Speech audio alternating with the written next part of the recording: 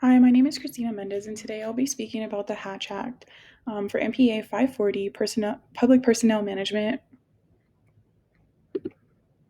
So, what is the Hatch Act?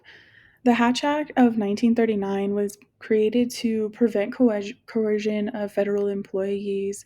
It prevents federal employees from running for office or political appointments. Federal employees can't be involved in political campaigns and can't express their political opinions.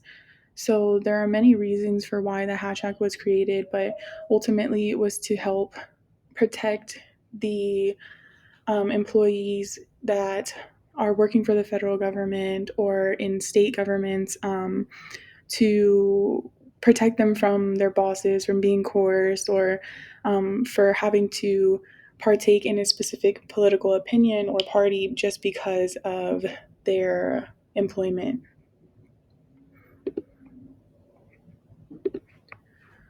So many people have thoughts on the Hatch Act of 1939. Many argue that the Hatch Act goes against the constitutional rights for freedom of speech. Um, and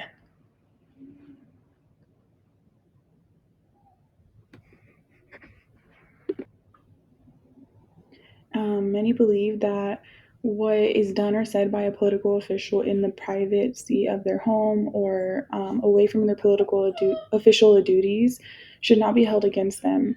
Others also believe that it keeps good political candidates from running for office, um, because they aren't allowed to.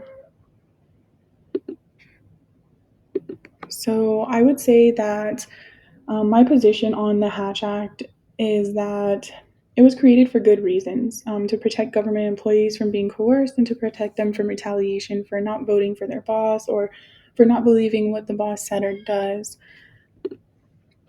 Um, but like all laws and all things that are put into practice, I would say that there is revision needed. It is still valid today and very much needed. However, it could use some provisions to the act that's currently in place, especially for reasons that many point out about political appointments. So if government employees can't run for these positions, then potentially the best man isn't running for that position. And so I think that in some cases it may not be as beneficial, but I can see where it is very useful for protecting those government employees.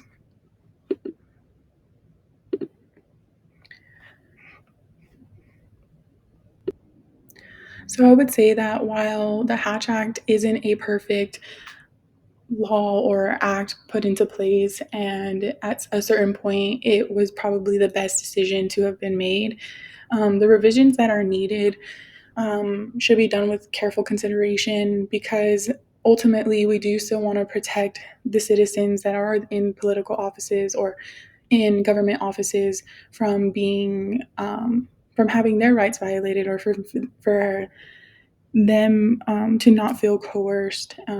So I hope you learned a little bit about the Hatch Act and kind of my position on the Hatch Act and whether it should be changed or if it's still good the way it is today. So thank you.